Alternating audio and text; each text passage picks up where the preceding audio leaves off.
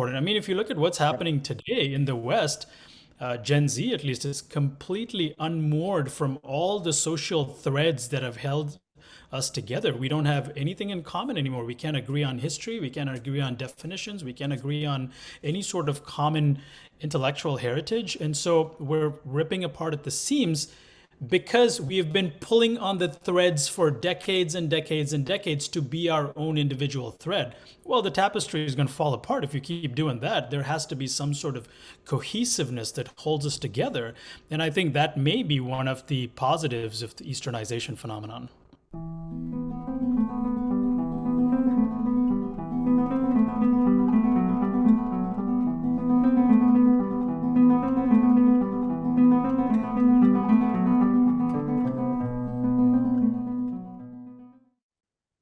Okay, everyone. Welcome again to the Kirkwood Center podcast for Theology and Ethics. I'm joined today by an incredible panel of scholars, two of whom are hairless. That would be myself and Kurt Jaros right below me. And we're going to do a little bit of a roundtable discussion today on the recent happenings in San Antonio, Texas, namely the Evangelical Theological Society and Evangelical Philosophical Society conference that was held there just a few weeks ago, which all of us attended. But gentlemen, before we get into that and maybe some other things like this very interesting discussion that happened at Harvard yesterday between Jim Tour and Lee Cronin, why don't we go around the horn here and everybody just tell us roughly who you are and what you do, where you work, and then we'll get into our content for today. So Kurt Jaros, let's start with you, Kurt, and then we'll go around. Yeah, thanks. I wear a few hats in my life to pay the bills and to do some of the things that I enjoy doing. And I'll just mention two of those things here. One is I'm the executive director of Defenders Media. So we do media for clients and some of our own ministries, one of which is Veracity Hills. That's another hat I wear. That way I can be a theologian and apologist through that educational ministry. And so that's sort of where I lump my scholarship and my speaking teaching, including pop level teachings at churches, seminars, even youth groups locally. So yeah, that's sort of the quick, rundown about me. I live in the western suburbs of Chicago, avid Cubs fan, family man. I've got 4 kids, all under the age of 10. So we're in the throes of child rearing these days, and my wife homeschools. She loves doing that. Yes, and I tell people, yes, I am in Chicago. Some Christians have to stay back in Babylon. Not everyone can leave. You're talking to two guys who are in California here, so yeah. So yeah, you that's guys, right. We'll get Owen's story at ASU soon too. Yeah, we're from the land of fruits and nuts, is the way I say it. Yeah, Prashanth's exactly. in probably the best area as far as that's concerned. Well, Kurt, we'll excuse your affinity for the north side of Chicago. I guess we'll just have to deal with that, myself being from the south side. And Kurt, just really quickly, tell us about mention your PhD, where you got it, and the topic, because that might come up later in our discussion. Sure. Yeah, I've got a PhD in theology from the University of Aberdeen.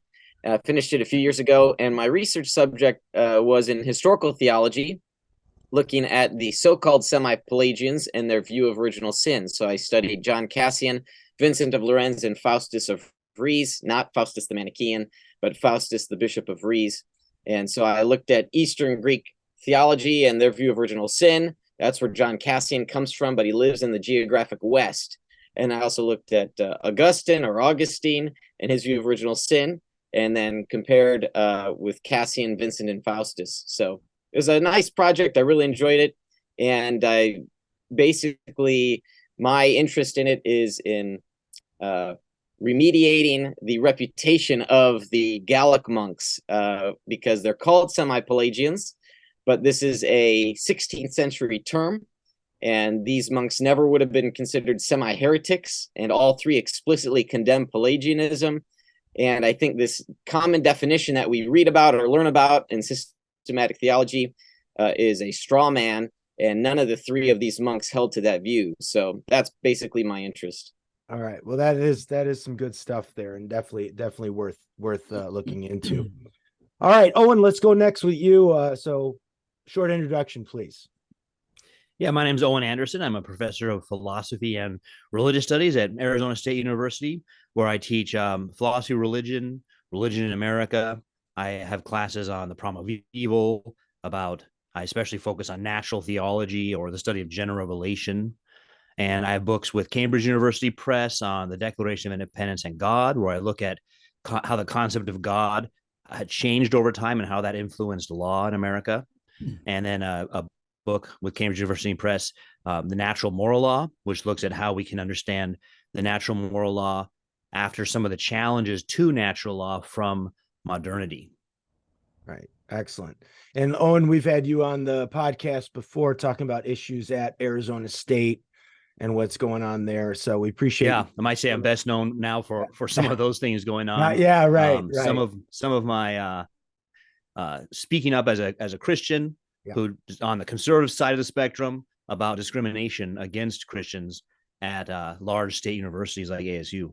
Yeah. And we do appreciate the work you're doing there. It was good. It was great to run into you personally at ETS. I'm glad. That was the best part, is meeting everyone in person. Yeah, no, it is. It often is. That's one of the great things about these conferences, I think, is just meeting people that you otherwise just kind of know either through Zoom these days or even just on Facebook or something. Yeah, right, I don't know if I personally met Owen. So I think we're Facebook friends, and I think now I recall seeing you. I think you had glasses at the EPS reception. Yep. Great to meet you. Yeah, I saw you there. Nice to meet you as well. All right, Prashanth, let's go to you next. And where are you these days and what are you up to? Well, my introduction is going to be probably a lot simpler than the previous two gentlemen before me.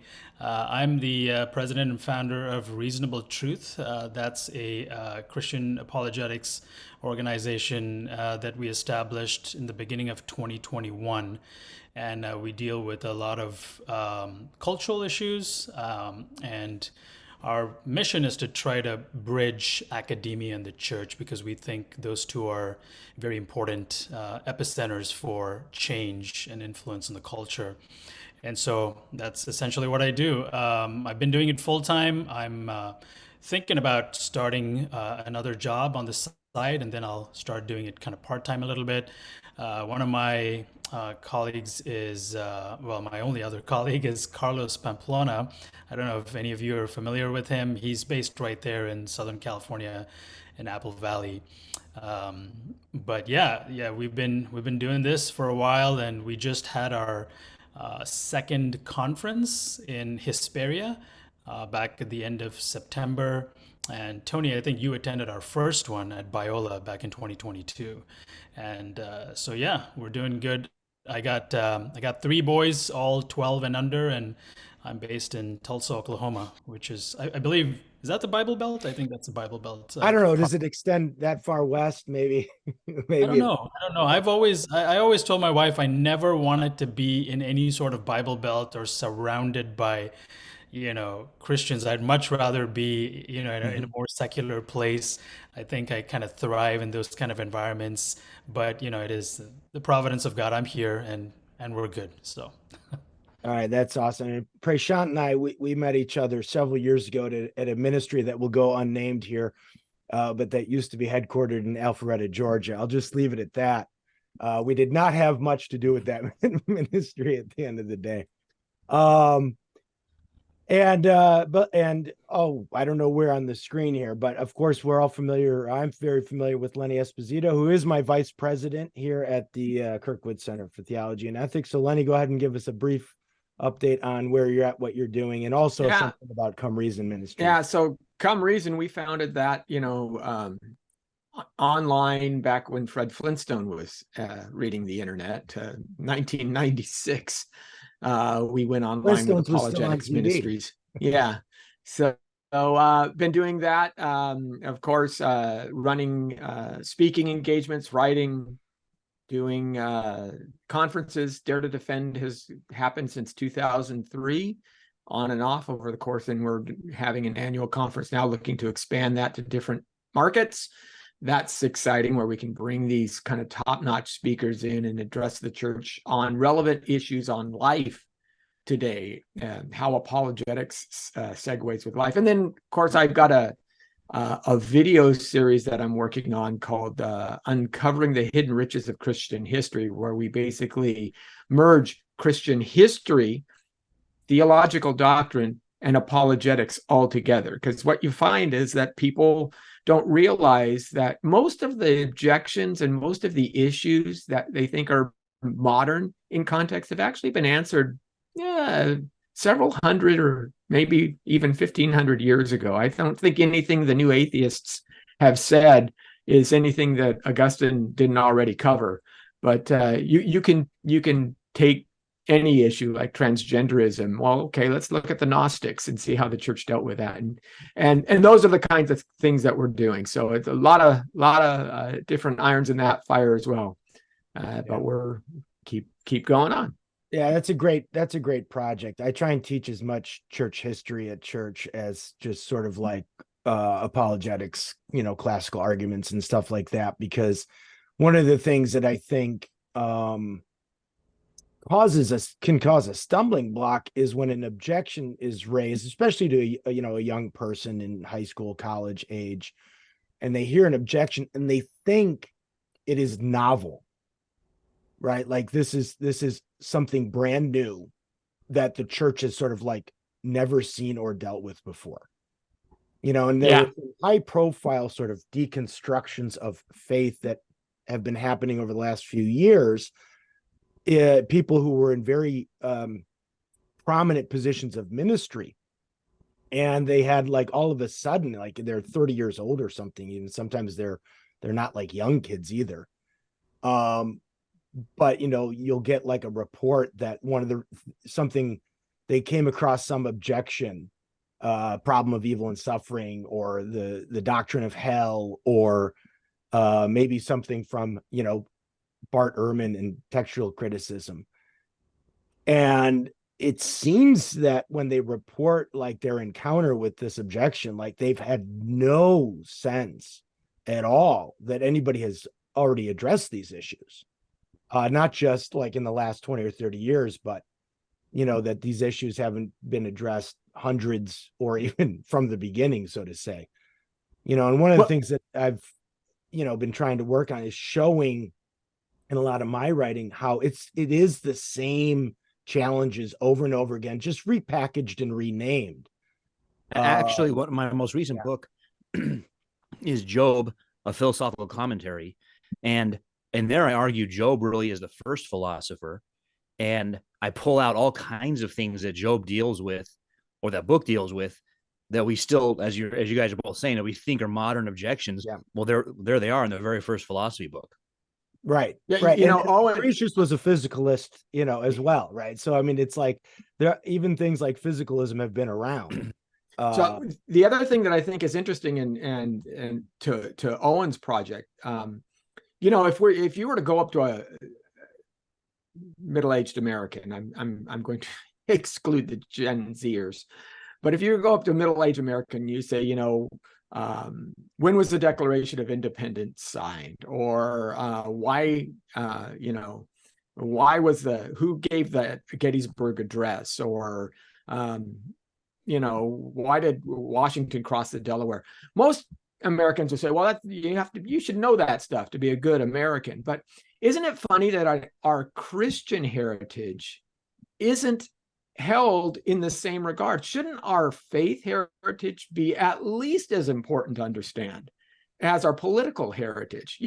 You ask somebody, okay, when did Luther nail the 95 Theses on the Wittenberg door? Or what happened to the Council of Nicaea? Or,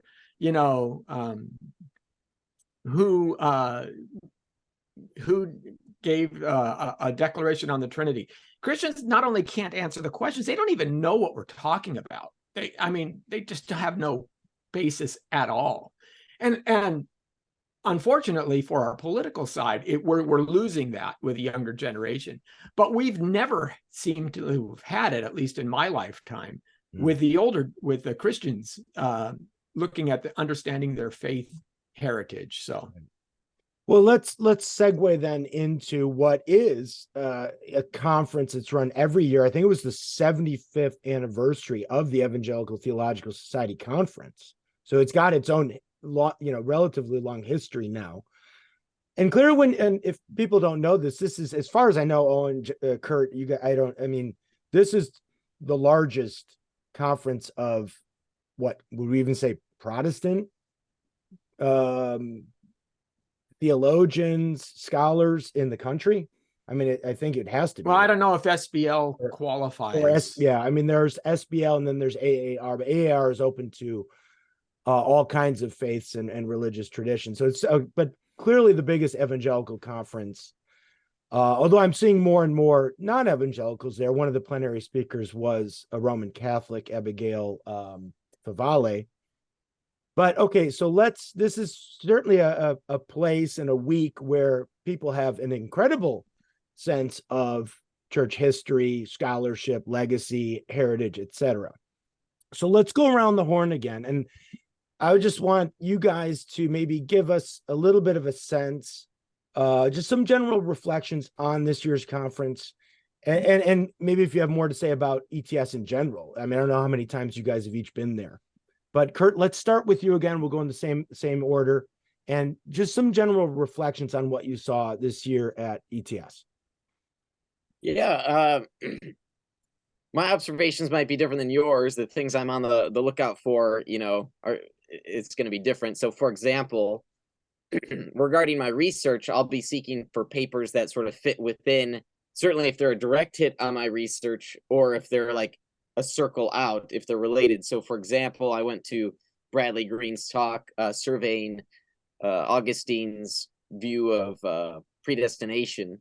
So that's not a direct hit on my research, but it's in my interests. But I also go to other things that I'm interested in from a ministry standpoint. So it's not my academic expertise, but ministry, pertaining to apologetics, evangelism, and theology. So I did attend some sessions on. At the start, there was one on historical Adam. So right. I heard a little bit of Kenton Sparks's presentation, and I think WLC, William Lane Craig, his paper. But then I had to bounce to go to another session. So sometimes that happens where you won't be able to fit a whole section in because you want to go hear something else. And also it's a good opportunity just to network with people, to grab meals, to grab a coffee, update. I mean, all of us, we're nerds on this, so it's nice to meet other nerds once a year. And sometimes we only see each other once a year, so it's nice for that purpose. Yeah, I tell people this is Comic-Con for theology geeks. Right. Yeah, I mean, maybe that's a good analogy for people who, Christians who don't know about this conference. If you think like the biggest kind of conference you could have for comic book fans or something, and yet thousands and thousands of people show up. I also observed that there were a lot of my friends that also didn't come this year. I don't know if it's just inflation costs maybe, but I noticed a lot of people who I normally see didn't come. But one thing that stood out to me was I'm seeing every year. I've been going now for quite a bit over the past 10 years, only missing a few, is a growing number of women getting interested in the participation of the event, not just as audience, but paper deliverers, researchers. So I've noticed that increase. I mean, from what I've heard, 20 years ago or whatever, you might spot 2 women at the whole conference. It's markedly different than it was in 6. I started going in 2005, and I've pretty much gone every year. And it was, so that's a demographical difference. That's to say nothing of the value of the scholarship. There aren't too many women in historical theology, my subfield. But if there is one, if the paper's about my research, I'll go. In fact, some of the important players in my subject have been women. So Rebecca Hardin Weaver has written a book on the Gallic monks, and so that's basically been the starting point for many people interested in the 5th century monks. So I mean, that's just sort of some basic observations. And for me, it's just a great opportunity to network and to rub shoulders. I imagine Owen and I go to the EPS papers and to the reception, so it's always nice. I find myself more challenged by philosophers than theologians. And so I enjoy that company and listening to those papers, stretching my mind. And Phil Christie, the journal of the EPS, is just a superb journal. And I get more out of it than JETS, the journal of the Evangelical Theological Society. JETS is just chock full of biblical scholarship, a lot of times OT stuff, and it's just stuff I'm not interested in. So I find myself more interested in Phil of Religion for apologetic purposes and just personal growth, more so than, That's good. That's some good observations. What a prophet said, or various interpretations of a prophet. So right. Yeah. It's hard to get into, for especially those of us who are kind of more on the apologetics-y side. It's hard to get into some of those very deep in the weeds lectures on what this particular word in the Septuagint might have been translated from, as opposed to in whatever other Masoretic text. I was looking at those and I'm like, boy, maybe I should go to one of those just to see, but I just couldn't pull myself to do it. Oh, and what about you? How often have you gone to these, and what were your reflections on this year's ETS and EPS? I've been going since I was a graduate student in philosophy. One of my first papers was and I presented there was a paper that became my MA thesis on acrosia, which is weakness of the will, and if we can knowingly do evil or not. And so, yeah, I've been going for a long time. I don't go every year. Partly depends on what else is going on and on funding. But whenever I go, it's always great, especially the fellowship with other people. You're talking about how large it is. Even the word study stuff. I'm currently studying Hebrew, so I have a new appreciation for that. Yeah. Those kinds of things. However, it's great to see that there's evangelical scholars doing all that stuff. So, yeah, I've been really impressed with it. Something I've noticed, which continued this year, is the very first year I went, ETS was dealing with open theism, and it had what we call it, a trial or a evidence-based look into Clark Pinnock, and who was the other one? Boyd. Greg Boyd. Yeah. And so that was my first year. I'm a young graduate student, never been before, kind of wide-eyed, don't know what's going on. And so then fast forward, now it's 2023. And this year was particularly interesting in panels like the one on the Trinity to see that some of those same issues are still there 23-ish years later. So that interested me for the reason that I'm curious. And then I think, Tony, you mentioned a Roman Catholic plenary speaker. Yes. It raises questions just about what is the ETS/EPS faith statement, and what does it mean? What does it do exactly? So that was interesting. And contrasting that with the Center for Classical Theology, which had a big presentation the night before the ETS. And so these are theologians, classical theologians, just arguing for definition of God that you call classical theism.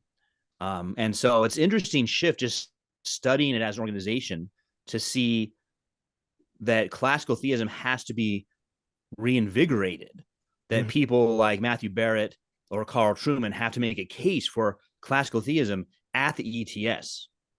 That's just interesting. If you're a sociologist studying this group, that's fascinating. The evangelicals need that case to be made. And on the other hand, what's their faith statement about? What does it do? So those are kind of what stood out to me. I'm with Kurt that the philosophical stuff is what always jumps out. I enjoy getting to see those guys. However, I think we're going to talk here about some of the narrowness that's entered into philosophy. Yes. So I do want to bring that up. I found the last few times I've gone, I've actually found the more interesting philosophical stuff under the ETS. It's done usually in the Princetonian sections, looking at old school Princeton. But when they do that, they're dealing with issues about epistemology and how it relates to regeneration, for example, that I think are really interesting topics, which you just don't see going on in the more specifically analytic tradition. Yeah, that's good. Well, those are some excellent reflections, especially on that classical theism, having to really say, like, defend within at the conference itself of a return to classical theism. I do want to get to the the more EPS side of the equation and how EPS, like most philosophy departments throughout the country, is pretty much dominated by the analytic tradition, and how that might be helping, but maybe also hindering certain things in our theology or in ecclesiology as well.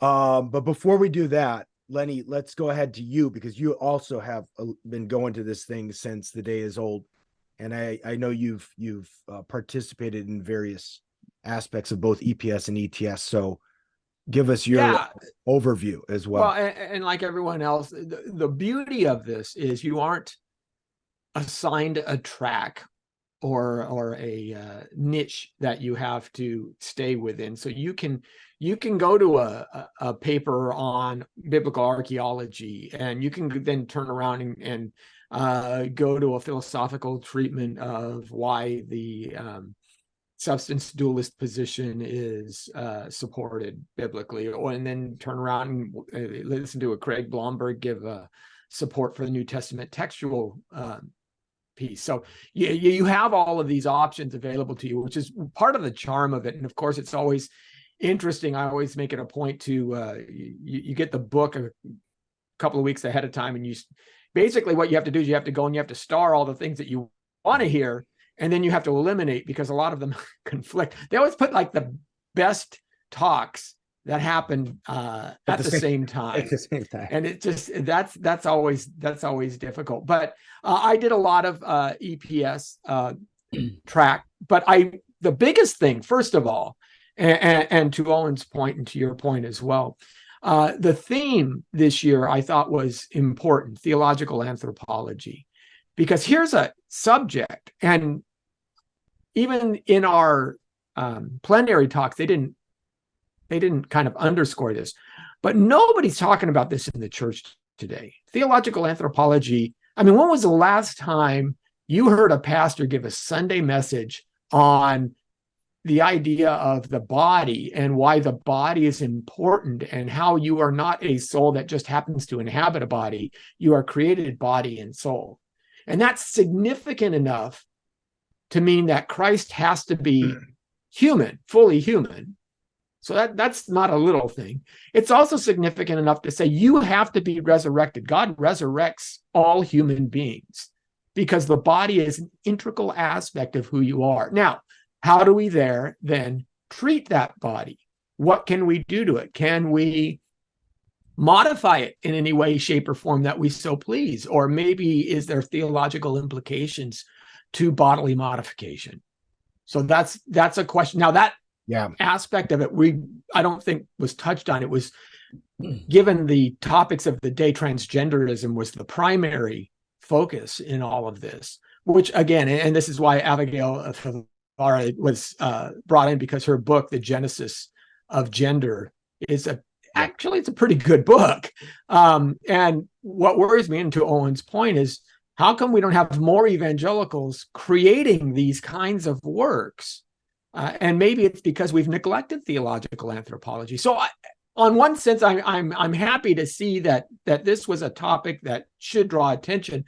On the other hand, I think, man, we could have blown this up a whole lot more and made it, instead of just simply transgender, we could have said, here's some practical applications that you need to start your writing projects on, you need to take back to your churches, you need to develop more fully. I think that was a missed opportunity at this conference. But otherwise, the EPS stuff is always enjoyed. JP and Brandon Rickabaugh and company, incredible, man, incredible. On their book on substance dual, they were doing philosophy so hard that all the PhD philosophers I know said, I gotta step out and take a break, man, because I need some air. It was I want to get to level. We'll get to that too. I mean, but that book is going to book, Defending Substance Dualism, out from Routledge, I believe, is going to be huge. That's a big thing. So again, I echo everything. It's always great to see everybody. We're always cloistered in our offices doing our writing projects and stuff like that. It's just great to get out and talk with folks.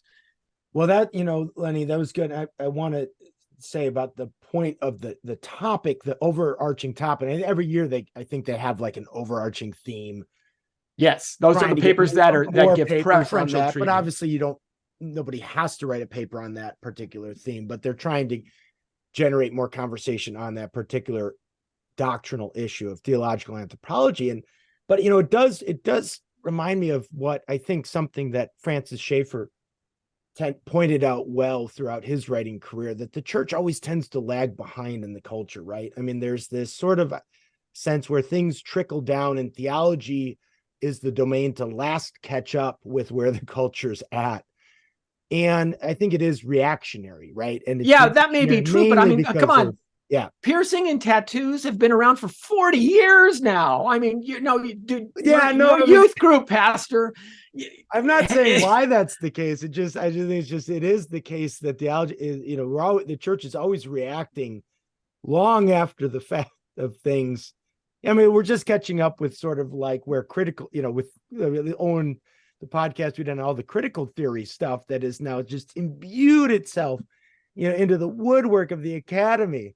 And only now are we having a slew of books on how to deal with social justice and critical theory. But critical theory goes back, if you don't want to even put it all the way back to Marx, you're trying to say more recently in the 20s and 30s and 40s with the Frankfurt School, and how that seeped through all the sociology departments and so on and so forth.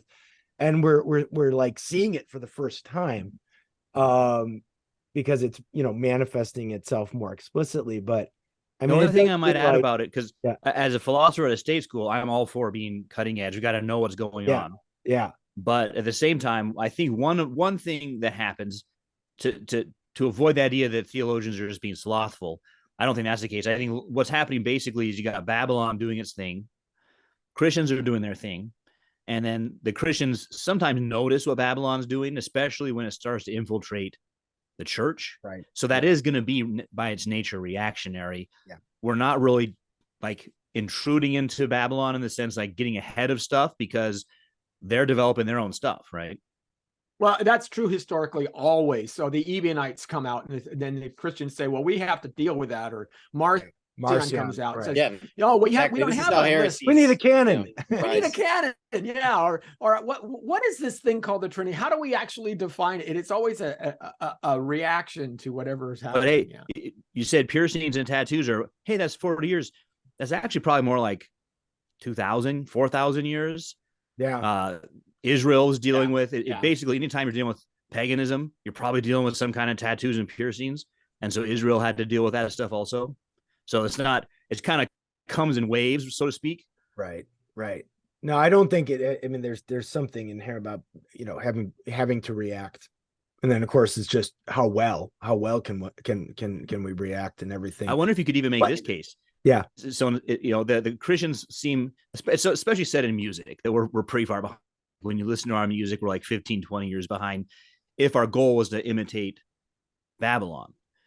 But I wonder if you could say the other way, while the Christians do in some sense keep up, the Babylonians, the unbelievers, don't keep up at all with the believers. Like they're not looking into the stuff that we're doing at all, which they should. All right. Well, that's a good point. And actually, because I'll come back to this, because there was this very bizarre debate at Harvard yesterday between Jim Tour, who our audience will be familiar with, the chemist from, he's at Rice University, right? Rice. Yeah. He's very prominent now because he's been very vocal in his criticism of origins of life research, and he's one of the top chemists in the world. And Lee Cronin, who is an origin of life researcher somewhere in the UK. And, there was this interaction at a sort of a dinner party at Harvard where they actually videotaped the dinner portion of it, where Jim Tour and Lee Cronin are at a table with three Harvard professors. I don't know if they were scientists. I think two of them at least were in the sciences. One, there was a female professor They didn't say where she was, what she taught. Also at the table was the moderator, who was a pastor of some kind. He called himself a minister, and Peter Kraft, right? The Roman Catholic philosopher who's been teaching at Boston College for decades and who's written like over 100 books. And I think most of us have read at least 1 or 2 books by Kraft. I'm reading through his Intro to Philosophy right now, Socrates' Children. It's very good. But it was a very interesting interaction because it was clear. One thing was absolutely clear. The 3 or 4 atheists at the table were clueless about where Christian philosophy is currently. I mean, they were just clueless. I mean, they were clueless about where philosophy is currently. And it was clear they kind of were like hey, we're the scientists at the table, therefore, you know, we kind of can speak with authority. And so we'll come back to that in a second, because we just want to kind of finish up with Prashanth here on his reflections. But then we'll go into this. I want to go into this particular issue more specifically. But Prashanth, go ahead and give us but your overview of what you saw a couple weeks ago. Yeah. So, this actually goes back to a question I was asked by someone a few months before ETS, and they asked me, why do you like going to ETS, and why should the church care about ETS, which I thought was important questions. And so for me, primarily, there's a couple of reasons, and I think it overlaps with stuff that you guys have already mentioned. Number one, I like to listen to cutting edge scholarship on lots of different issues, and there are lots of good scholars there, so that's just good for my soul just in general. The second reason obviously is for Kurt talked about this networking. You rub shoulders with like-minded believers and have edifying conversations about the things they're doing, and there's a bunch of ministry heads on this panel right now, and so just rubbing shoulders with these people and the work they're doing, this is all very good for us. But more specifically to the question of why is this important for the church, I've lived in the Midwest over the last several years. I've been in the US now about 15 years. And most of that time I've lived in the Midwest, and I've come across a lot of churches and a lot of Christians who just kind of have their own little track. They stay on that track, and they live in these bubbles. And I don't mean that in a disparaging sense. I just think that it's very limiting, and I think that it's important for the church to be more to add to their theological diet, if you will, by opening up to more diverse conversations and scholarship and things like that. And so I think that's very, very important for the church, especially you consider kind of the times we live in today. It used to be, I think all of us are old enough now that, it used to be that culture was downstream from theology. Like ultimately our faith and our belief system informed the ripple effects in culture. And today it's completely the opposite. Today, theology is downstream from culture, and I've sat across from, people, young people, Gen Z, Lenny, you brought this up. They're not interested in, the eternal subordination of the Son. They're not interested in how atonement works. They don't care about those things. They want to know how Christianity speaks to the plight of their friend who is struggling with same-sex attraction. You see, so it's completely switched the other way around. And even back from when we started doing apologetics, the questions are completely different, right? We're not dealing with, Clay Jones actually told me this. He said classical apologetics conferences are bombing. They're not doing well. And I think it's because, Tony, you alluded to this. The church doesn't have its finger on the pulse of the culture. And I think it's very important that we do that. Otherwise, we become irrelevant. I think the late great Walter Martin said this, right? The cults are the unpaid bills of the church. And so in that sense, yeah, I think it's very important. And this year's topic, theological anthropology, was probably for me the most interesting. The last 2 years, so this is the third year I've attended ETS. The first year was back in 2021. I think the theme was wealth. And then last year it was holiness, I believe. And then, so theological anthropology this year. And when you look at a lot of issues that are happening in the culture, it all has to do with identity issues, right? And sexuality issues and things like that. So yeah, like Lenny said, why are we not talking about these things in the church? Well, okay, fine. If they're not talking about it, let us talk about it. We're going to go to these conferences. We're going to get educated. We're going to, and then take this back to the church and then spread it, just like dandelion, just blow it all over. And I think it's important that the church gets to know this. As far as me personally, as far as what sessions stood out to me and things like that, I'm wired a little differently. I'm originally Indian, but I was born and raised in the Middle East, so I have a very multi-ethnic background, and I'm very interested in worldview studies, religious studies, cults, and the shifting and the different trends in sociological movements that are happening in the culture. And this is one of the things that we cover a lot, even with Reasonable Truth, is we want to analyze the movements that are happening in culture. And I think it's very, very important. I forget who it is. Chesterton, I think, was the one who said, it's not the marketplace that needs to learn the language of academia. It's academia that needs to learn the language of the marketplace. And so we care about that. We really want to bridge academia and the church. And so one small microcosmic, observation there is Jacob Daniel, who you well know, Tony. He and I have talked about this a lot. Is what I would call the Easternization of the West.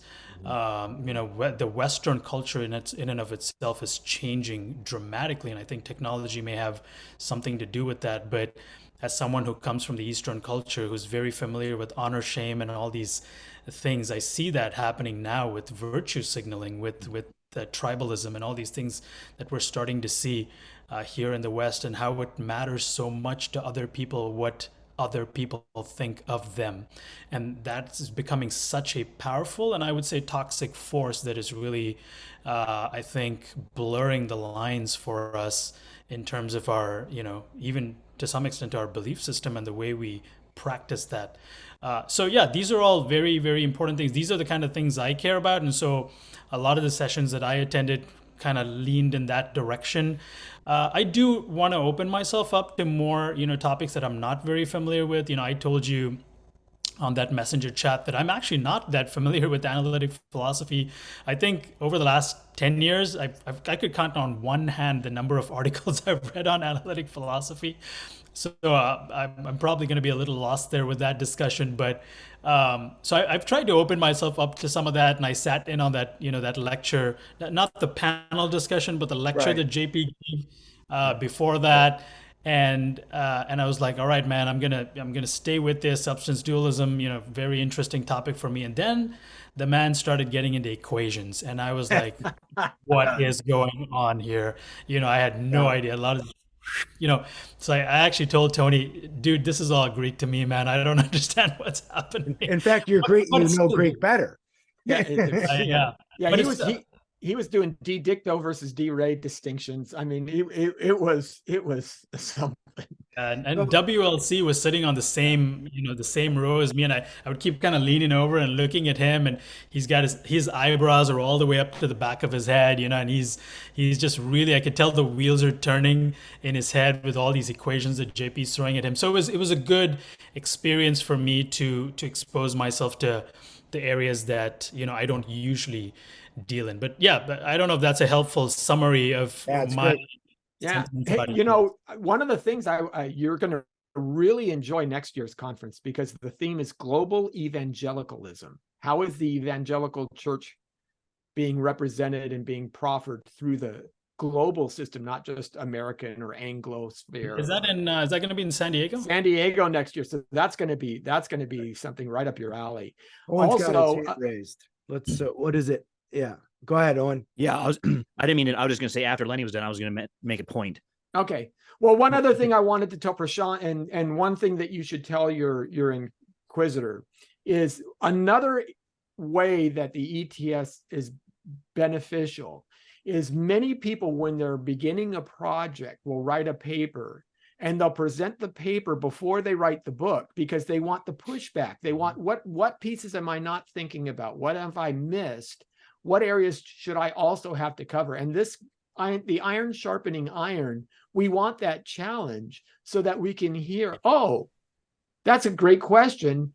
I've done a little bit of research in it, but it looks like I need to go deeper. And that makes the scholarship at the end of the book, the commentary. And I tell people, okay, you have to remember, these are, your pastor, when he preaches on Sunday morning, he uses commentaries. These are the guys that are writing the commentaries that your pastor is relying upon to make his Sunday morning message. This is why this is important. So that's right. That's right. Yeah, Owen, do you want to? Yeah, I got a hard stop at 11, so I wanted to mention a couple of things. The idea that we're getting out of our bubble is a good one, or off our little track that we're on. I think sometimes I take that for granted because I'm at what's now the largest state university in the country. And in my school, I have 0 other Christians. I know there are other Christians at ASU, but in my school, there aren't any, just me.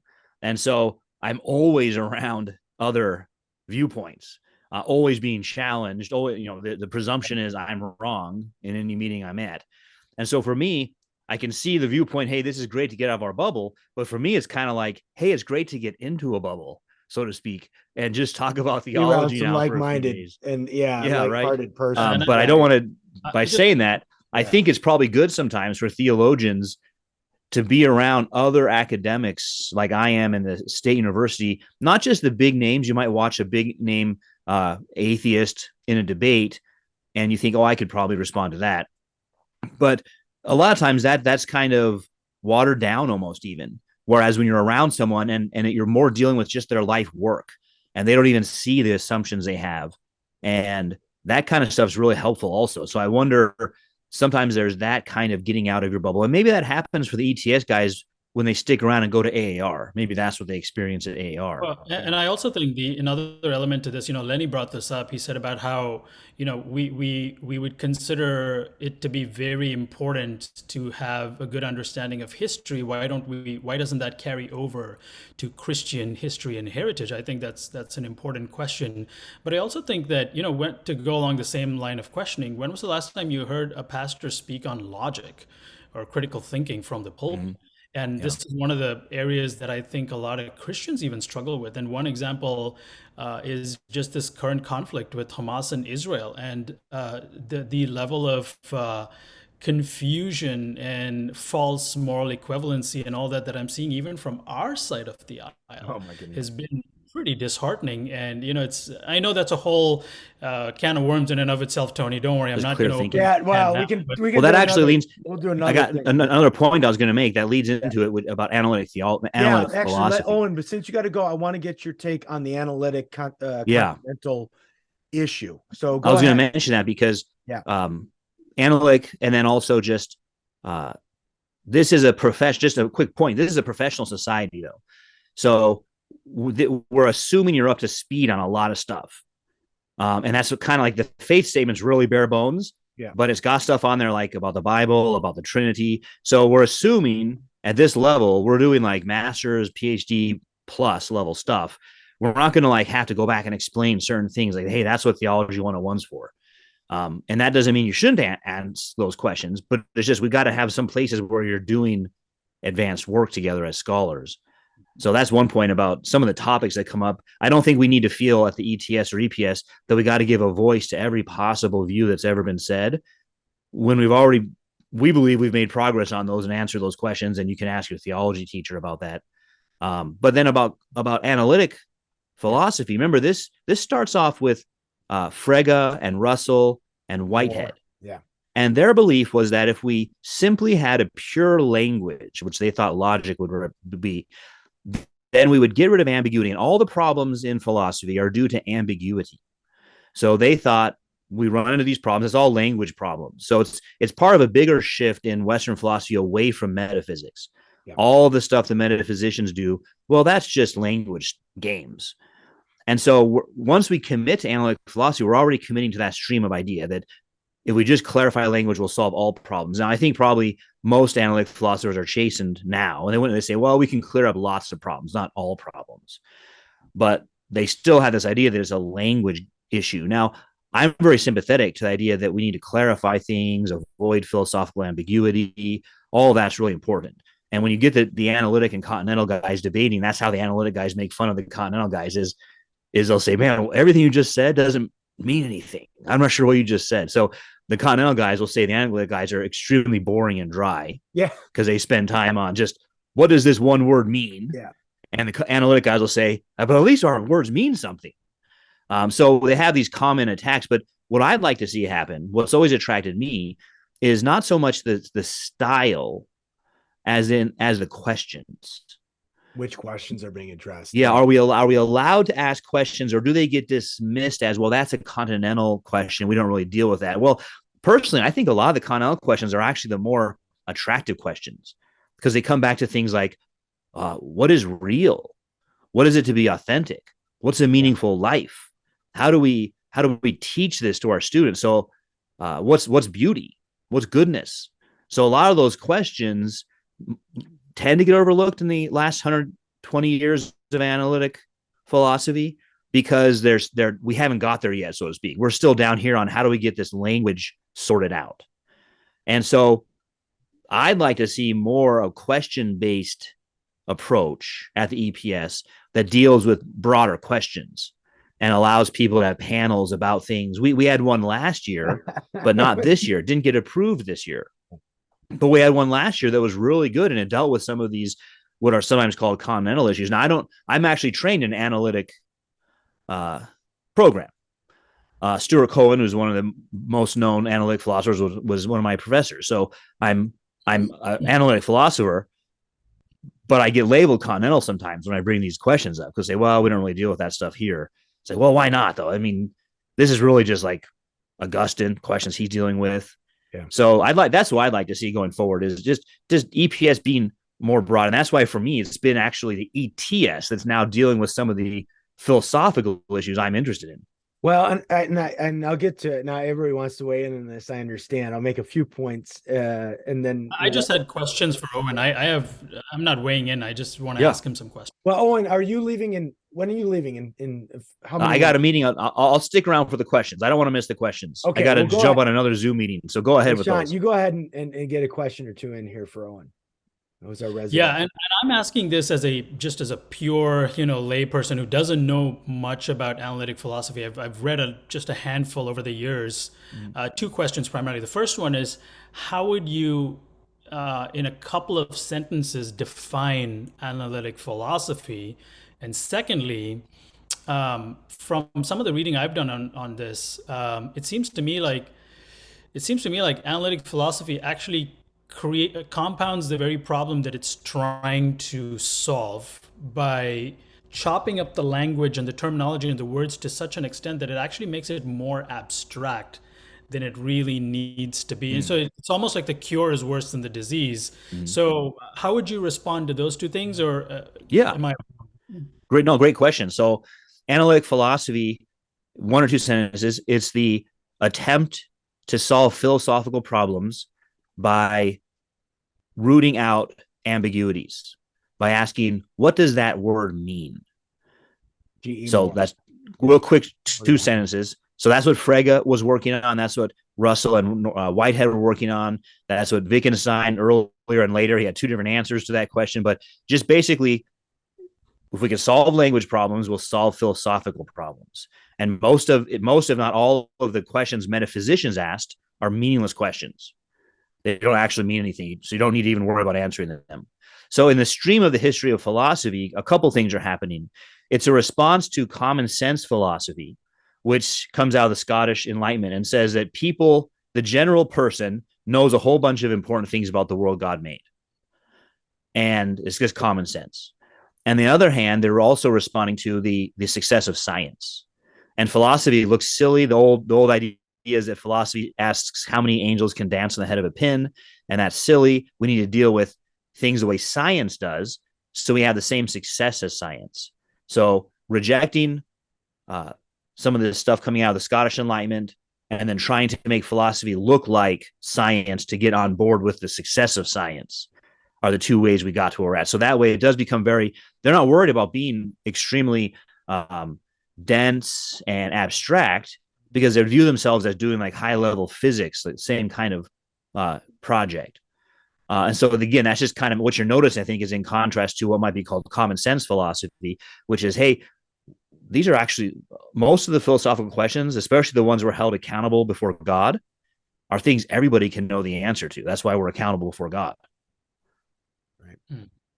Yeah, right. Let me, if I can, let me give a great example. So I'm a student of analytic philosophy, studied philosophy at Biola University under Greg Janelsoff and Tom Crisp. Greg studied under Dallas Willard, Tom under Alvin Plantinga. So I basically decided to take the theology route in grad studies because I saw the need for analytic thinking.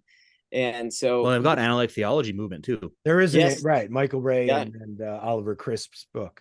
Right. Yeah. So my interest then in soteriological discussions gets all the way into 5th century monks and looking at the Second Council of Orange, looking at the anathemas, and what does the word nature mean? What does the word grace mean?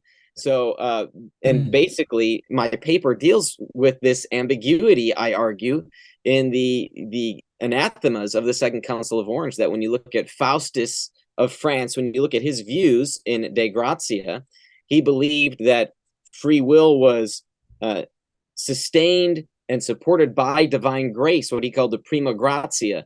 So when you read, say, Canon 5 from the Second Council of Orange, that the beginning of faith is from nature and not from grace, well, wait a second. Faustus says it's of grace, the beginning of faith. Faith is a gift on Faustus's view. He says it's of grace. So this anathema can't apply to him because it says that it's of nature, not of grace, right? These are simple, basic logical distinctions. And so yet here we have theologians reading these canons and saying, oh, Faustus was a semi-Pelagian. No, he wasn't. So that's where we can use analytic philosophy, as a tool to help us come to better theological conclusions. Yeah, for our audience, a modern concept would be like the word evolution. Evolution can be a wiggle word. What does it mean? Oh, things change over time. Or does it mean common descent? Or does it mean that all body plans came from a single body plan? There's about 6 or 8 definitions for evolution, and you have to parse those. Well, we all know that's really what we do, and most scholarship is, what do you mean by that? And so that's really, I would call that Socratic philosophy, not so much, not limited to analytic. Analytic does it. And I agree with Kurt 100%. A lot of our work is just clarifying what do words mean. But really, when you read a Platonic dialogue, that's what Socrates is doing. And that's what I do with Job. I would say now, if you think that's what happens in the book of Job. I mean, the other proven analytic philosophy, I think, even it kind of starts with Descartes, with this sort of this idea of starting with mathematics or mathematical kind of reasoning. Mathematics being what seems to be the most solid. Well, don't you remember that Plato's motto over the door of the academy? It's not Descartes. Whoever's ignorant of geometry, right? Yeah, it goes back to the Egyptians. You're right. It does. It goes back to the Egyptians and their belief that math is this mystical thing that represents reality. The Pythagorean numbers, right? The divinity. Yeah, he's later though. He's imitating the Egyptians. You'd be surprised how much the Greeks are just imitating the Egyptians. Oh, we're gonna have to do another thing on the one thing we're seeing now is this what maybe could be called a war on language. And just the fluidity of linguistics and things like that. Do you think, especially to Owen and Kurt, do you guys think that that poses an extra layer of challenge to analytic philosophy, since so much of it is based on definitions? Well, it might be, and I'll just jump in real quick. I want to hear Kurt's answer too, but then I wish I didn't have this other meeting, but I do. I think that's a bigger challenge. I would say it's a challenge to the idea of the logos itself. But it does come up in analytic philosophy. It's interesting how some of those guys like Russell had what we might call a more classical view of language. It turns out they're Platonists. And so, this new view is a challenge to the idea that words even have objective meaning. Words are completely socially formed, and that might be traceable to the later Wittgenstein, but especially to continental thinkers like Michel Foucault and others. The triumph of the will. That's right. Yeah, it's the triumph of the will over anything. Everything's a creation of the will, right? Yeah. It's interesting. If you have any kind of imposition from the outside, it's called heteronomy. then that is tyranny. Yeah. And so that includes the meaning of words. Yeah. Those can't be imposed on me by the outside. They're just whatever I invented. So it reminds me always of two things. Alice's discussion with Humpty Dumpty. If you remember that, Alice says words have meaning, and Humpty Dumpty says, no, they mean whatever I want them to mean at the time. It's a great dialogue. It's not that long, so check it out. But then the other one is, I think this is just the original temptation. God made things a certain way, and say, well, you don't really have to listen to that. You can do things the way you'd like to do them. And I was going to bring this down to the ethical issues of today. Go ahead. So, sorry. Kirk, go ahead. Yes. Yeah. So Prashanth, you included me in the question there. So thinking about the ethical issues today, when we're looking at homosexual marriage, what is a marriage, right? Getting down to the language and meaning. What is a man? What is a woman, right? This is now decades in the works we're seeing the fruit of that philosophy coming forward, that, postmodern philosophy, and again, ultimately what Owen is talking about with Wittgenstein. And so basically that's the social milieu we now live in, where a robust minority of people think they can create their own reality. And so we're still doing this philosophy. So what does it mean? And people think that there is no meaning anymore. So they create meaning. They create their own relations, their own status, their own identity. And so that, looking at it from an apologetic standpoint, that's the issue we have to face today. It's a great point. Let me just mention this before I take off. Thanks for having me on. Yeah. No, but I think we'll do it again soon, and we'll get you back. Building on what Kurt just said, he's right. I think the way I'd phrase it is there's normal ambiguity of words, which I think is what Socrates is dealing with a lot of times and what analytic philosophy deals with.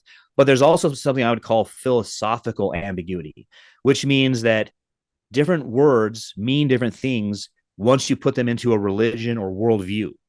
And so I think what our culture is noticing, what unbelievers are noticing right now is, wait a minute, man and woman, as we're defining them, presuppose this whole biblical worldview, but we reject that. And so now we can redefine those terms in our own setting. Now, that's not new to paganism. They've always been doing that. But it's kind of like people remind themselves, oh, we're not Christians, but we live in a world where the definition of male and female has been influenced by Christianity. So I want to get rid of that influence altogether. I think that's another level of ambiguity called philosophical ambiguity. And we have to pay attention to the fact that, okay, they're redefining the words. So when I have colleagues who believe men can get pregnant, and they'll say it with a straight face to you.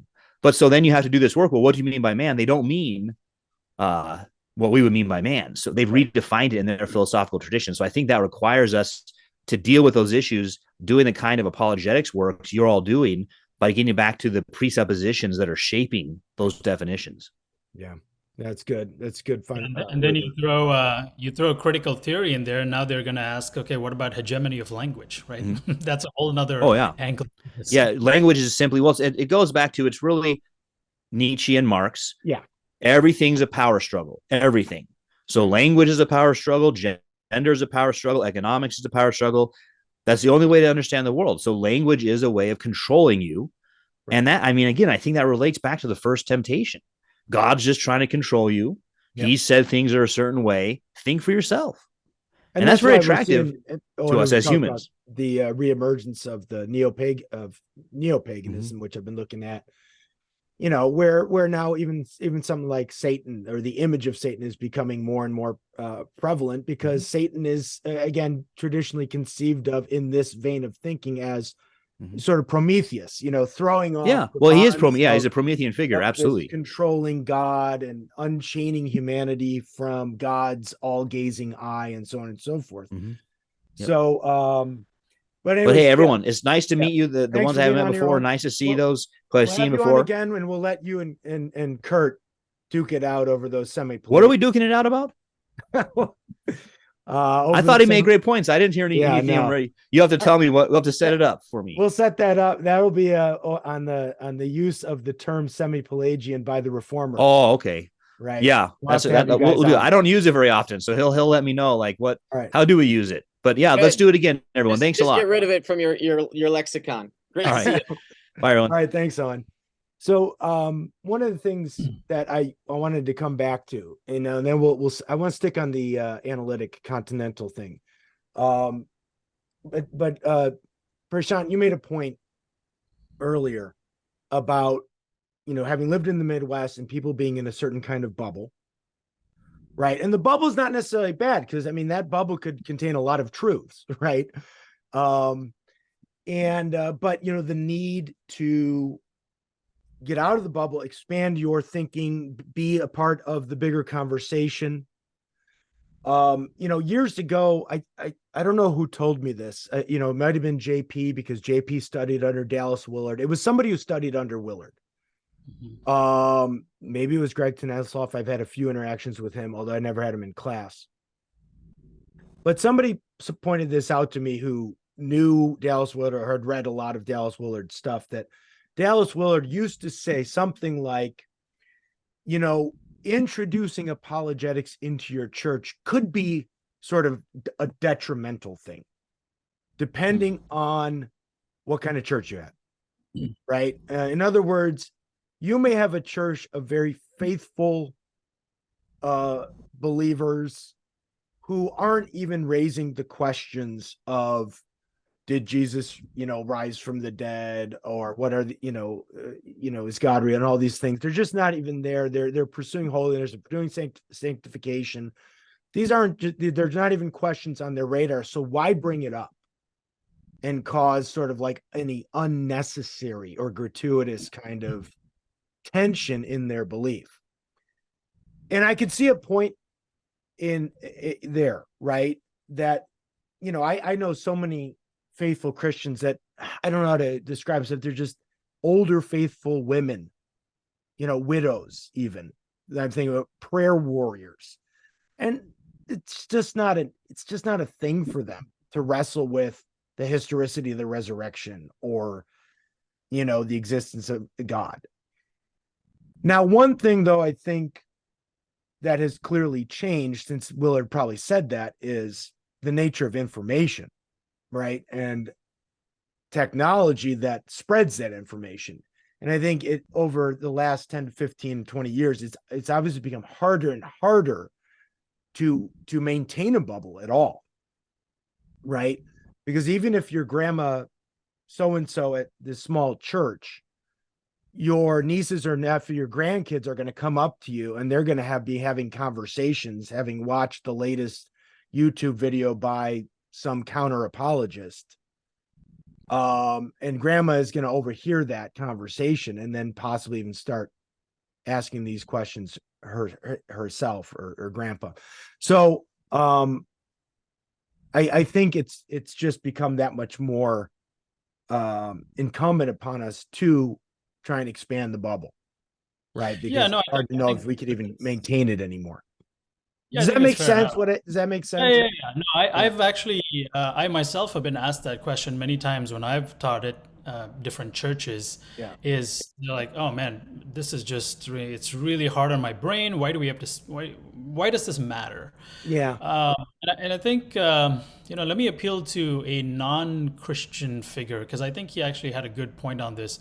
Professor Jonathan Hyde, I think University of New York, the author of the book Parling of the American Mind, he appeals to this term called anti-fragile, and he says there's things that are breakable, right, like ceramic cups and things like that, and then there are things that are unbreakable, like plastic. But then there's also a third category. There's anti-fragile things which need to be stressed in order to become stronger.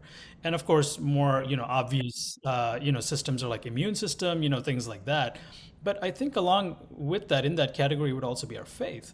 And so I think one of the reasons why, at least for me, when I see a lot of, my friends in little small churches in the Midwest and things like that, it should matter because we talk so much about the Great Commission. So if we're serious about that, and if we're serious about global evangelism, and serious about being a city on a hill, being a light to the world, being salt to the earth, these are all biblical terms, then we want to make sure that we're equipped for that.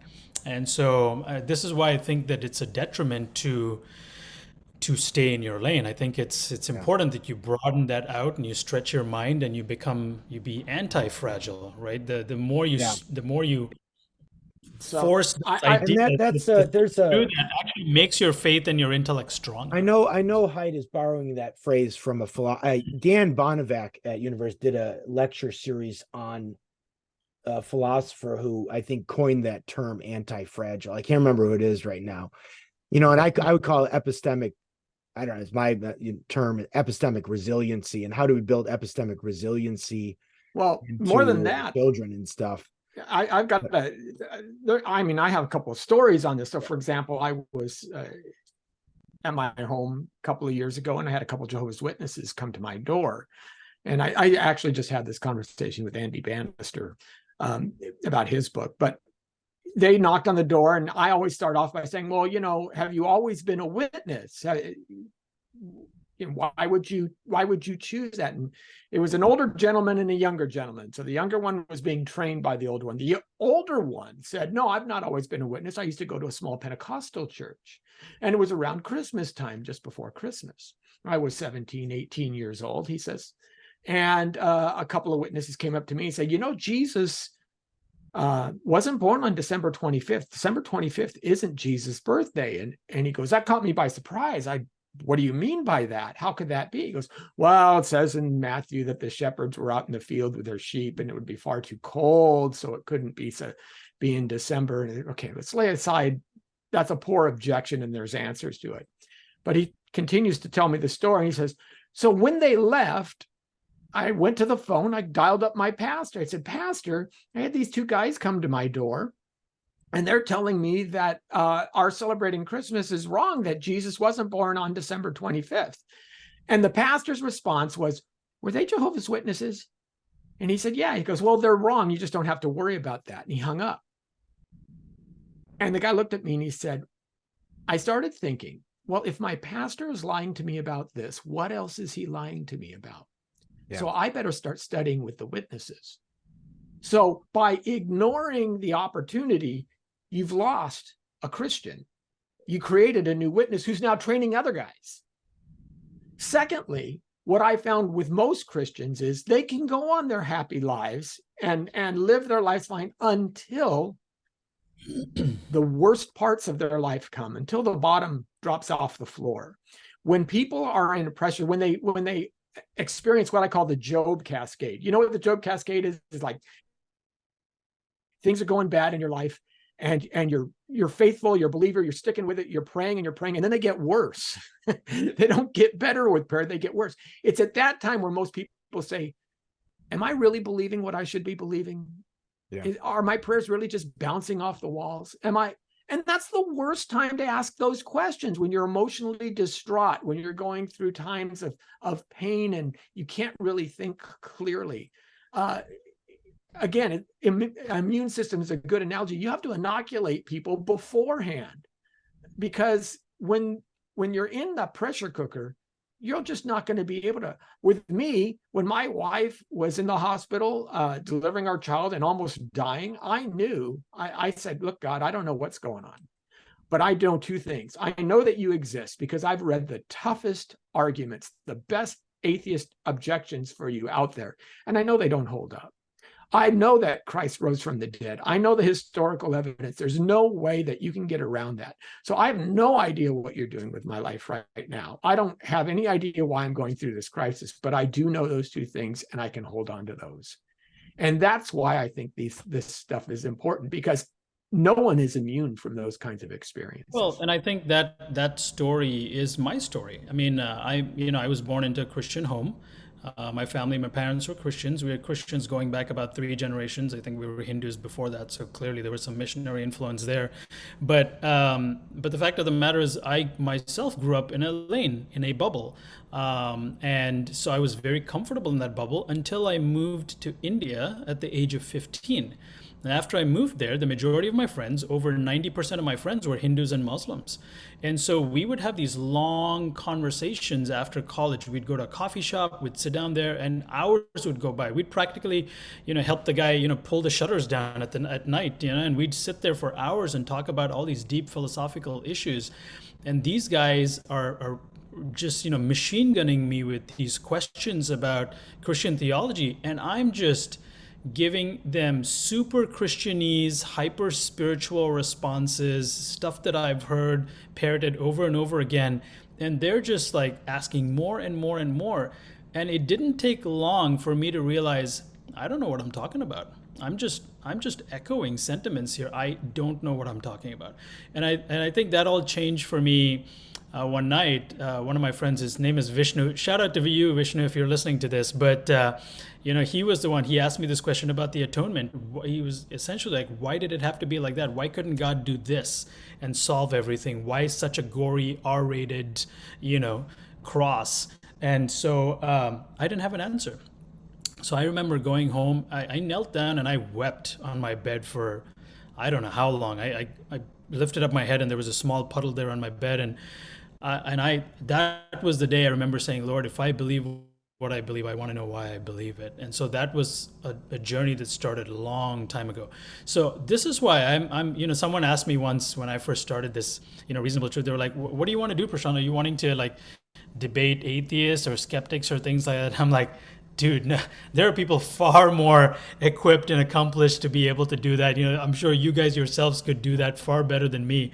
But I care about discipleship. I care about equipping the believer because I think we actually don't have that many odd atheists who are shooting arrows at the church. We actually don't.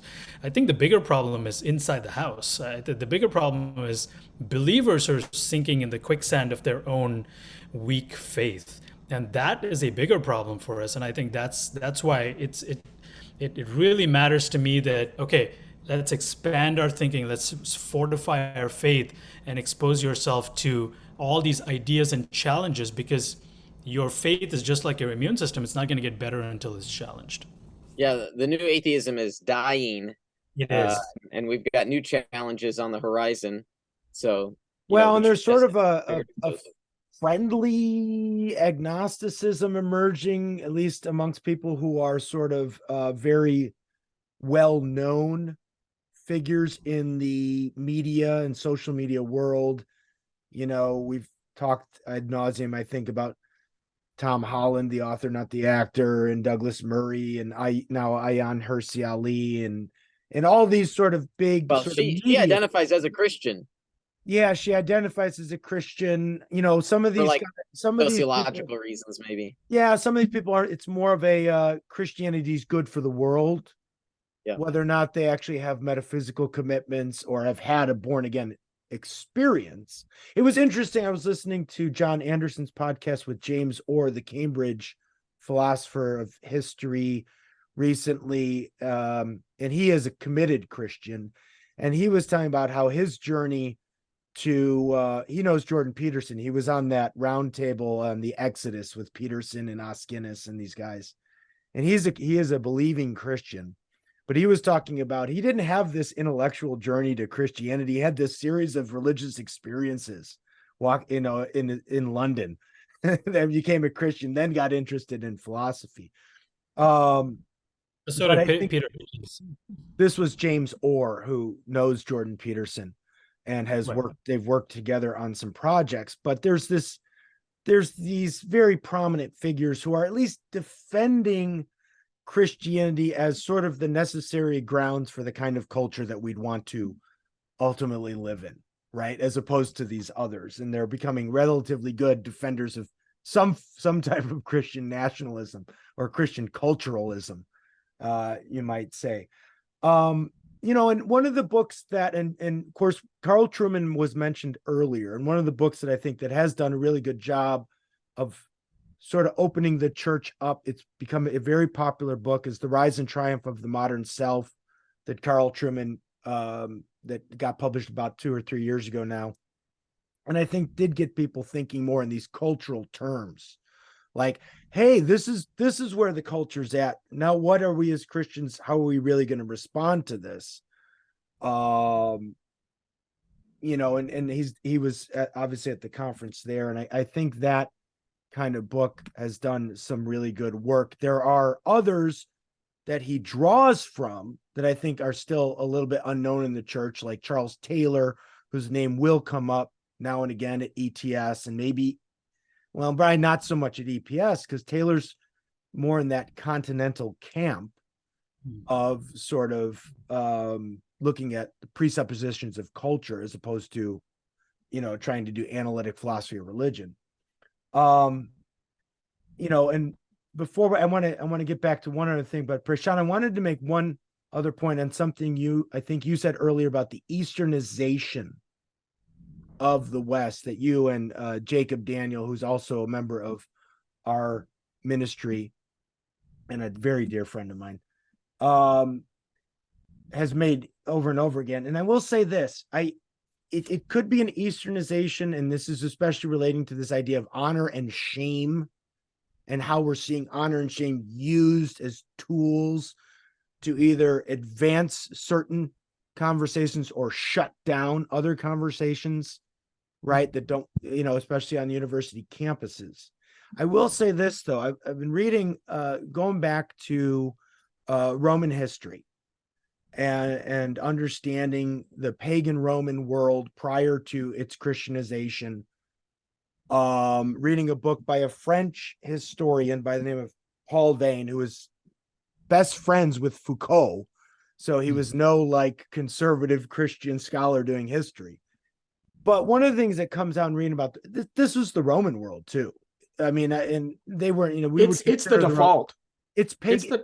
It's the default. So it may be that tradition carries through to contemporary Eastern culture, and that in virtue of sort of Christianity in the West, maybe honor, shame sort of got replaced or modified with guilt, innocence, or whatever you want to say. But it is just the default, I think, sort of pagan view of how society should work. I mean, the Romans were doing this all the time. The Spartans, basically, if they had Twitter, they would be doing the same thing we're doing with Twitter or X today, but they'd be doing it probably even more hardcore, publicly shaming their enemies, people they wanted to take out. That's just the way the world worked for the Romans. The famous phrase in the Spartans, right? Come back either with your shield or upon it. It's the same idea. The Japanese honor idea of cutting off the finger for. But those battles, all of that. These are kind of taking out your enemy was carried out not just on the battlefield, but also socially, right? They would use graffiti. I would probably even say, Tony, that I'm not even necessarily making the argument that the Easternization of the West is entirely bad. I actually think there may be some positives that come out of that. I think the honor shame metric is kind of interesting. Could it be an engine for a recalibration of ethics and moral living? Sure, maybe. I don't know if that's the right motivation. But I think that another way an Easternization could be a good thing is that it will hopefully drive us away from radical individualism back toward a sort of communal sort of identity orientation. I think that's a good thing. I think that's biblical, right? I mean, this whole radical individualization thing has been toxic. I don't think it's good. In the West, we actually see nonconformity as a virtue. We think nonconformism is a virtue. If you trailblaze your own path, if you're a self-made person, that's ultimately a good thing.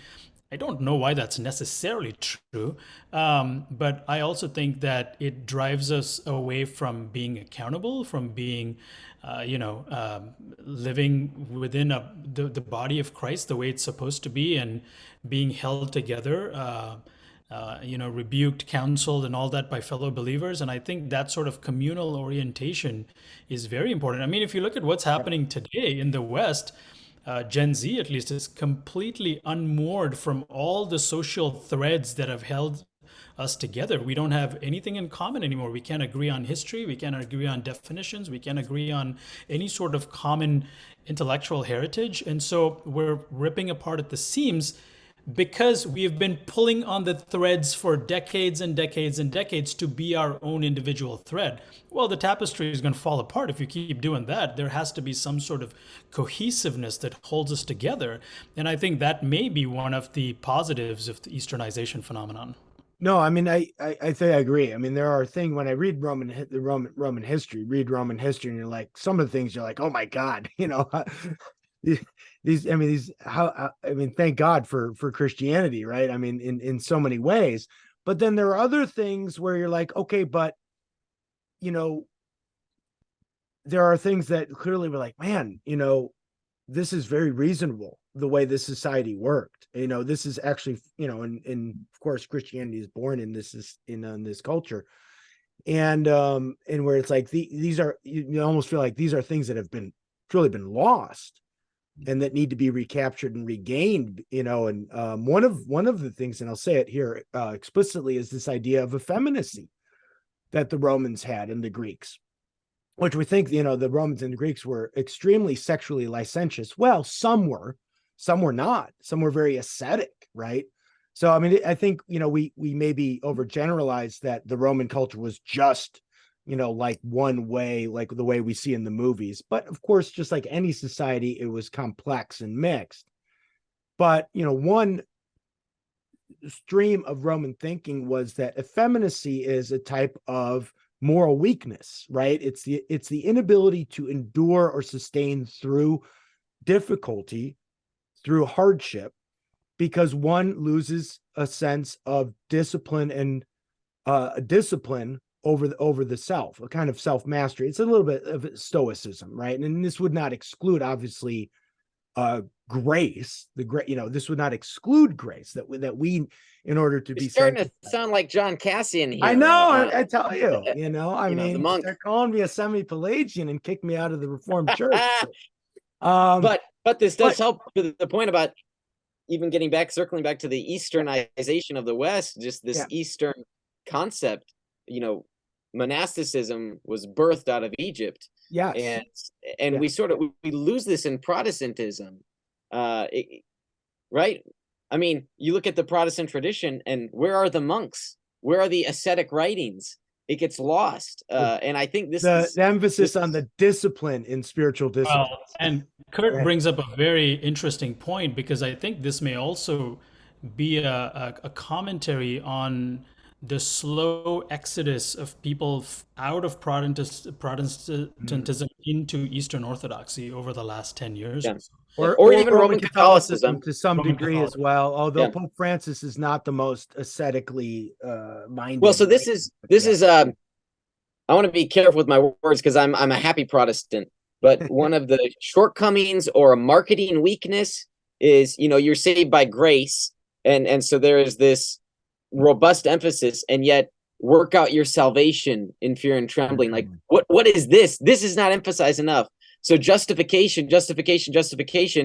Where's the sanctification, right? We Protestants haven't done a good enough job talking about that, because even if 5th century monks held to a different view of justification and sanctification, that doesn't mean we can't borrow their ideas. Well, we can't make up our mind whether we want to be Pelagian or antinomian. So it's just it hovers between the two. Yeah, there is, right, exactly. So but let me draw it back, because we'll start to sort of wrap up and come to a little bit of a close. And I mean, the main idea of this roundtable was reflections on ETS, because if we start getting off on doctrines, we'll just do multiple. We'll be here for another 90 minutes. Yeah, right.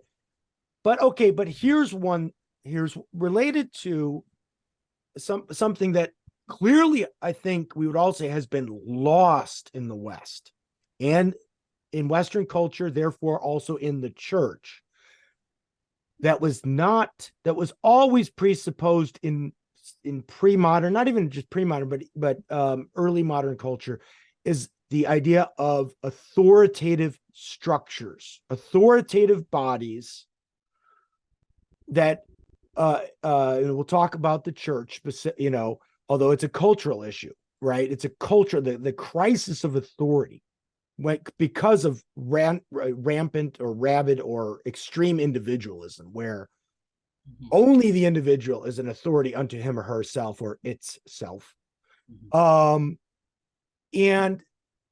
because one of the questions that keeps popping into my head when I go to something like ETS, which is all of our best minds coming together in one place to share their research.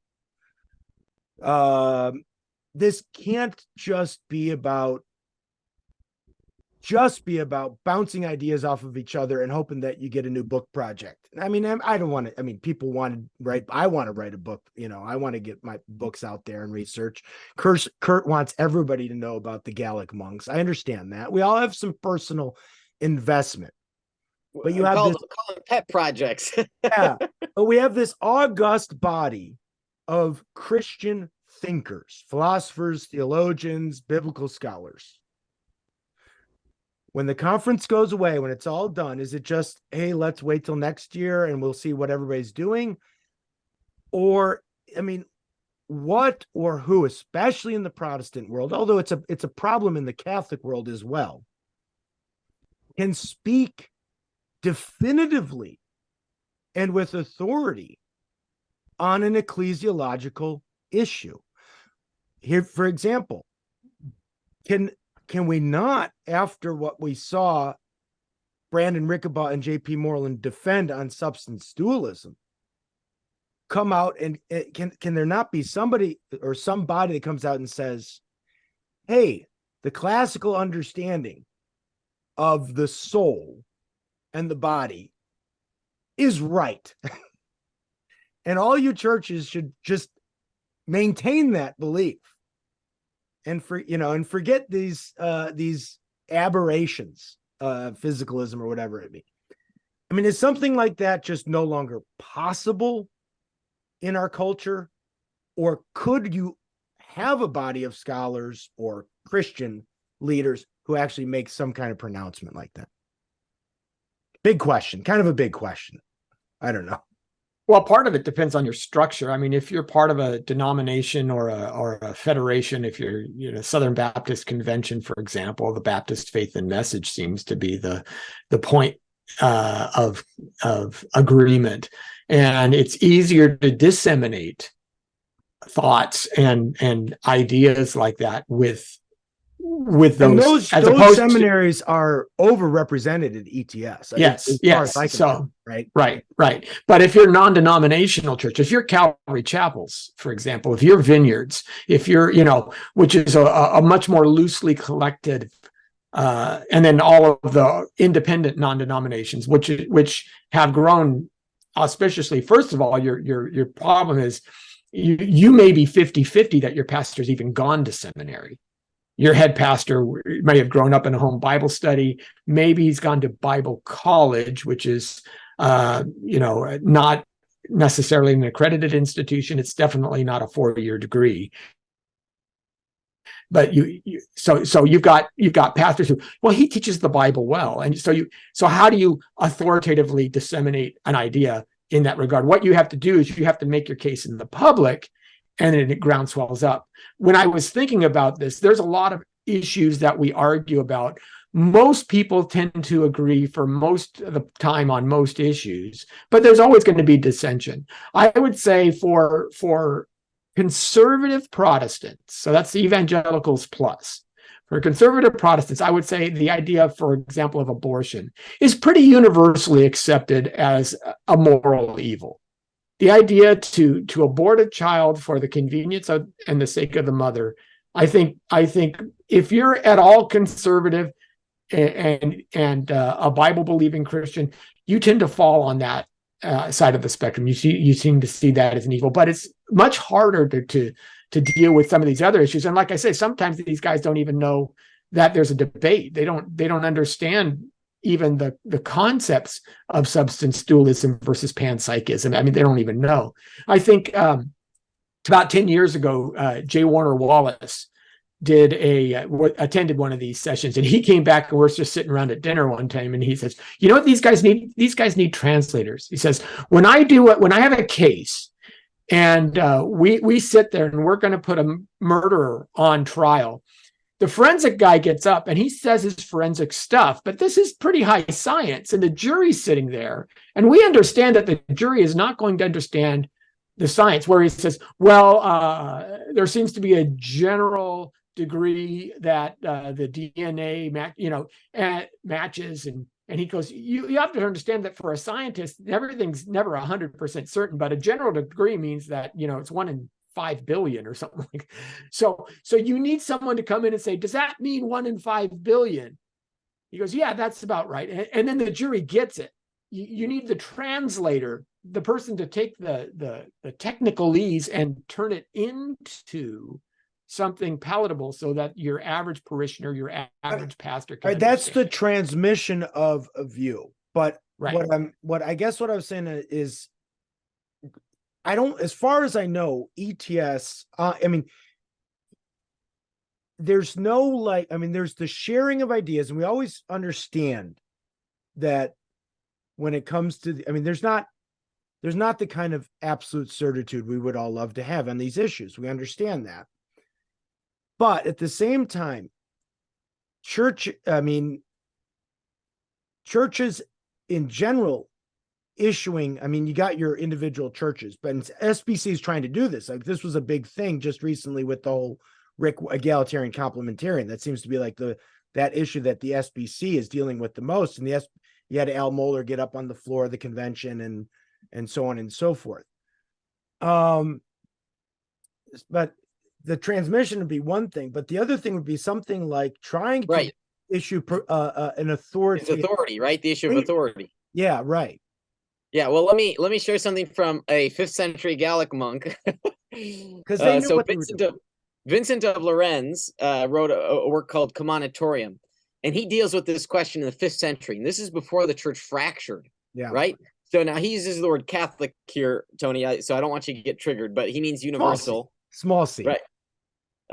That's right, small c. So let me just read from chapter 2 of his Commonitorium. Yeah. But here someone perhaps will ask, since the canon of Scripture is complete and sufficient of itself for everything, and with more than sufficient, what need is there to join with it the authority of the church's interpretation? For this reason, because owing to the depth of Holy Scripture, all do not accept it in one and the same sense, but one understands its words in one way, another in another, so that it seems to be capable of as many interpretations as there are interpreters. Wow, this sounds like a classic Protestant Roman Catholic debate, right? Right. The authority, right, of the Bible, authority of the church. Vincent's rule of faith, his canon, is that we should hold to what has been believed everywhere, always, by all. This is his principle. Yep. So in this respect, I'm going to say something that maybe some of you guys might disagree with, but I think we need to broaden our ecumenical circles. And we need to realize where we are united with Roman Catholics and Eastern Orthodox, and where we are not, we can have those as in-house Christian debates. But where the authority of the church is on issues of truth, we should look from an ecumenical lens. And so that helps us in, Lenny, as you said, abortion or marriage. What is marriage? We need to be united because guess what, guys? It's the Protestant churches that are infected with this more so than the Roman Catholic churches or the Eastern Orthodox churches. So in that sense, we could look to them, right? The Roman Catholics have a theology of the body. Yeah. The Protestants don't. And so this is why ex-Christians are embracing the various sexual ethics, because Protestants didn't have a robust theology of the body. Boy, we could have learned something from our other Christian brothers on this front, and it would have prevented some of the social ills that we see today. That's a good. My answer to authority is to have an ecumenical lens. I fully endorse that. Lenny knows that I have several. We just did a podcast with my friend Ed Echeverria, who teaches at Sacred Heart Major in Detroit. He's an excellent theologian, and we've commiserated on several fronts on various issues because he's conservative. He believes in propositional truth. I think that's why Abigail Favale was. Abigail, as we mentioned, she was there, and then I'm sure there were probably other. Well, Frank Beckwith was there, of course. Frank Beckwith was on the panel discussion for the Scott Smith's paper on universals, right? On realism about universals. So, and he gave a nice sort of commentary there. So I agree. I think we have to look to the East and look to Rome and lock arms where we can. And I would even say that to me, in my own little experience, it seems to me this might be to get spiritually a little bit away for Jesus' high priestly prayer in John 17 is coming to fruition.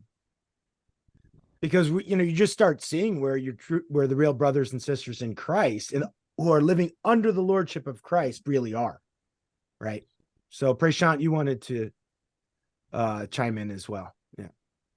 Oh, I was going to comment on something that Kurt said, and I lost my train of thought. So never mind. Sorry about that. I tend to That's go okay. on. No, that's fine. Yeah. So, and that doesn't necessarily resolve the issue of authority, which I mean, this is a question I just throw out there because I think the Western culture has this incredible crisis of authority, right? Because of the individualism that has emerged and I'm not saying that there's any way to solve that. But I mean, it could be, it might be interesting to see some of the different sections of ETS after these panel discussions make some kind of public statement, have then like maybe a meta panel that makes some kind of adjudication. I mean, like a position paper. Huh? Like a position paper. Yeah, position papers. And obviously we live in the kind of culture. Let me say something. Let me say something here as an Easterner that's going to sound very, very Eastern, since we're talking about authority. Yeah. Let the adults be the adults and the children be the children. How about that? This is another major problem we're seeing in our culture. We're giving a lot of platforms to children whose prefrontal cortex is still developing, and we are lifting them up as major authorities in our culture. Yeah. So Greta Thunberg, please have a seat, wait your turn until you're older, and even with other issues, like even in the transgender movement, we're just so much that issue. So I know the children know on an intuitive level what we adults don't know. There is no civilization that has existed on this earth that has flourished where the children were calling the shots and the adults sat down. That's just not happening. Yeah, let me say this. It very well could be in many, if not all of these cases where children are placed up as authorities, that this is the parents living vicariously or dealing with their own mental issues and I mean, castrating their own children for attention. I mean, flat out. So this is really, it's a social ill, and it needs to stop. Thankfully, some of the European countries are finally putting a kibosh on this, and Americans need to follow suit. Yeah, so, and in that regard, I fully agree. We need to let the adults be adults, but we also need to help some of these adults who need help. Well, and that's why having Abigail Favale there at ETS as a plenary speaker I think that was a good move. That's part of the help. I mean, if it's a Roman Catholic who's, and obviously she's drawing from others, but who's doing the good work on that, then we need that good work. You need that voice to speak out. And they were careful enough to have a Protestant respondent. I mean, whenever they invite a Muslim or someone, they'll always have an evangelical respondent. Right. And his response was, it was obviously a very favorable response. It was ditto. a ditto plus, hey, here's some other things we could work on together. Right. So agreed. Exactly. All right. Well, I mean, it seems to me at the end of the day, we're giving certainly an endorsement of the Evangelical Theological Society and Evangelical Philosophical Society's annual conferences. We want more people to know about it. I believe it will be in San Diego next year. I imagine I will see all of you there, and Owen as well. And so for pastors, apologists, people in ministry, go to ETS, EPS if you can. I mean, it's minimally a useful tool for our evangelism and our defense of the Christian faith. So, all right, gentlemen. Well, thank you again for joining us today, and I look forward to doing it again in the future. Thanks. Thank you.